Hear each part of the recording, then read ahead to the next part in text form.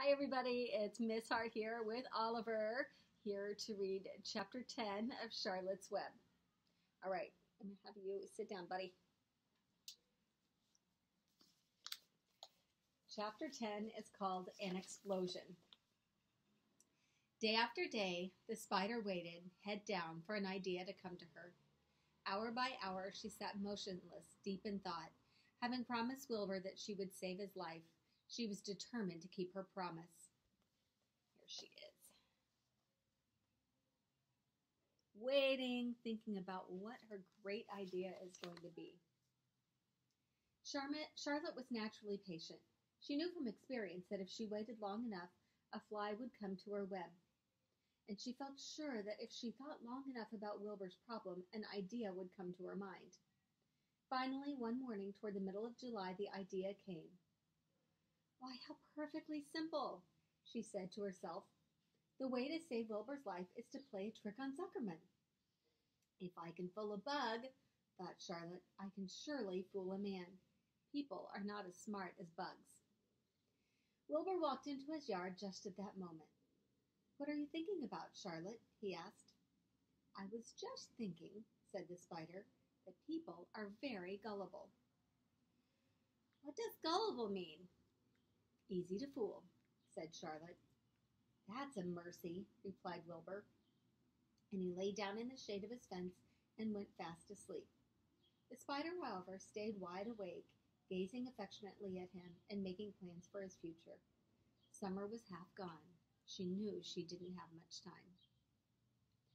That morning, just as Wilbur fell asleep, Avery Arable wandered into the Zuckerman's front yard, followed by Fern. Avery carried a live frog in his hand. Fern had a crown of daisies in her hair. The children ran for the kitchen. Just in time for a piece of blueberry pie, said Mrs. Zuckerman. Look at my frog, said Avery, placing the frog on the drain board and holding out his hand for pie. Take that thing out of here, said Mrs. Zuckerman. He's hot, said Fern. He's almost dead, that frog. He is not, said Avery. He lets me scratch him between the eyes. The frog jumped and landed in Mrs. Zuckerman's dishpan full of soapy water. He's getting your pie on you, said Fern. Can I look for eggs in the hen house, Aunt Edith? Hi, Oliver. Run outdoors, both of you, and don't bother the hens. It's getting all over everything, shouted Fern. His pie is all over his front.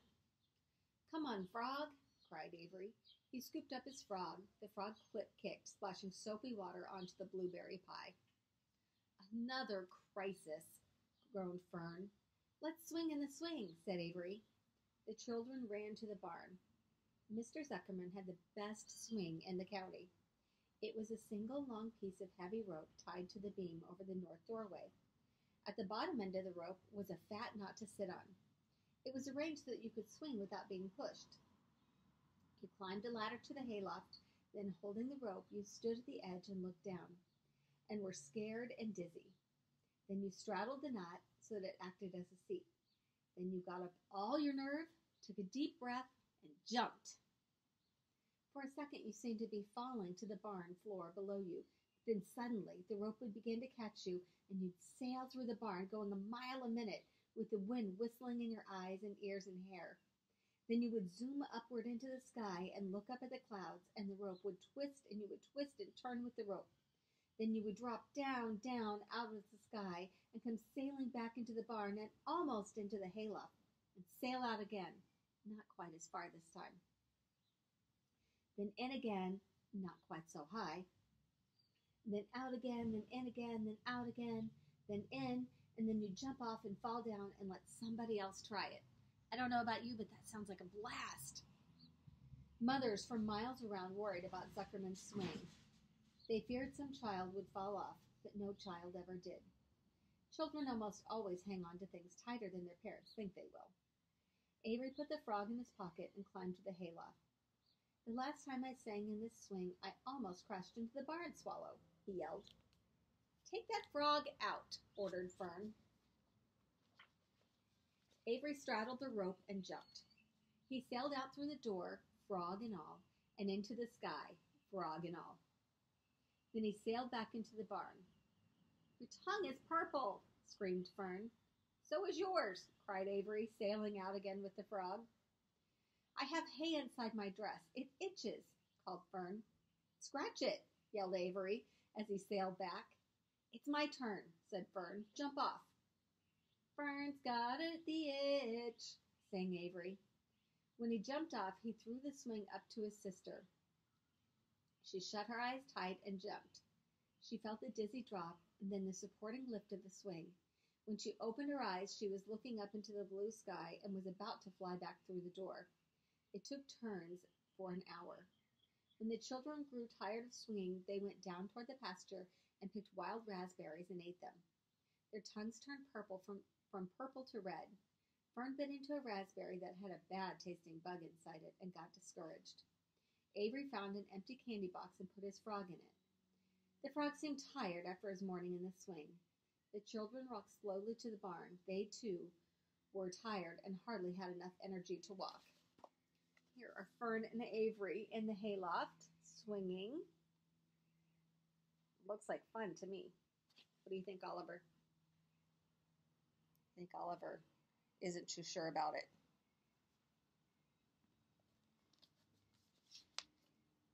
"Let's build a tree in the treehouse," suggested Avery.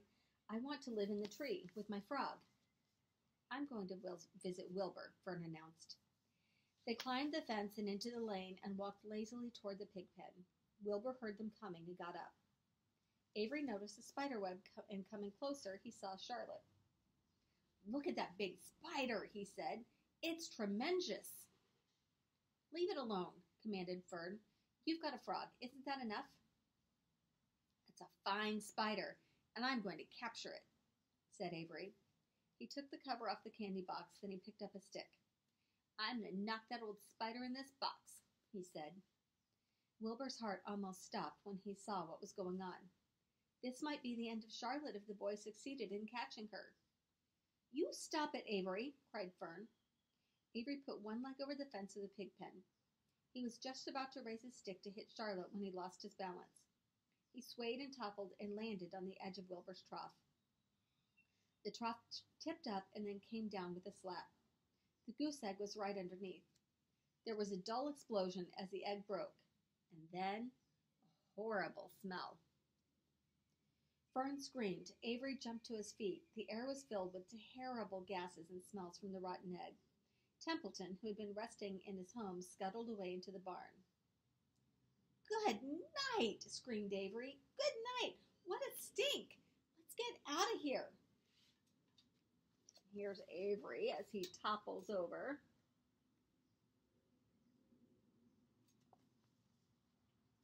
Fern was crying. She held her nose and ran toward the house. Avery ran after her, holding his nose. Charlotte felt greatly relieved to see him go. It had been a narrow escape. Later on that morning, the animals came up from the pasture, the sheep, the lambs, the gander, the goose, and the 7 goslings. There were many complaints about the awful smell, and Wilbur had to tell the story over and over again of how the Arable boy had tried to capture Charlotte and how the smell of the broken egg drove him away just in time. "It was that rotten goose eggs that saved Charlotte's life," said Wilbur. The goose was proud of her share in the adventure. "I'm delighted the egg never hatched," she gabbled. Templeton, of course, was miserable over the loss of his beloved egg, but he couldn't resist boasting. "It pays to save things," he said in a surly voice. "A rat never knows when something is going to come in handy. I never throw anything away." "Well," said one of the lambs, "this whole business is all well and good for Charlotte, but what about the rest of us? The smell is unbearable. Who wants to live in a barn that is perfumed with rotten egg?" "Don't worry, you'll get used to it," said Templeton. He sat up, pulled wisely at his long whiskers, then crept away to pay a visit to the dump. When Larry showed up at lunchtime carrying a pail of food for Wilbur, he stopped short a few paces from the pig pen. He sniffed the air and made a face. "What in the thunder?" he said, setting the pail down. He picked up the stick that Avery had dropped and pried the trough up. "Rats!" he he said. Phew! I might have known a rat would make a nest under this trough. How I hate a rat! And Lurvy dragged Wilbur's trough across the yard and kicked some dirt into the rat's nest, burying the broken egg and all of Templeton's other possessions. Then he picked up the pail. Wilbur stood in the trough, drooling with hunger. Lurvy poured. The slop ran creamily down around the pig's eyes and ears. Wilbur grunted. He gulped and sucked and gulped and made swishing and swooshing noises, anxious to get everything at once. It was a delicious meal. Skim milk, wheat middlings, leftover pancakes, half a donut, the rind of a summer squash, 2 pieces of stale toast, a third of a ginger snap, a fish tail, 1 orange peel, several noodles from a noodle soup, the scum off the cup of cocoa, an ancient jelly roll, a strip of paper from the lining of the garbage pail, and a spoonful of raspberry jello. Wilbur ate heartily. He planned to leave a noodle and a few drops of milk for Templeton. Then he remembered that the rat had been useful in saving Charlotte's life, and that Charlotte was trying to save his life, so he left a whole noodle instead of half. Now that the broken egg was buried, the air cleared and the barn smelled good again. The afternoon passed and the evening came. Shadows lengthened. The cool and kindly breath of the evening entered through the doors and windows. Astride her web, Charlotte sat moodily, eating a horsefly and thinking about the future. After a while, she bestirred herself. She descended to the center of the web, and there she began to cut some of her lines. She worked slowly but steadily while the other creatures drowsed.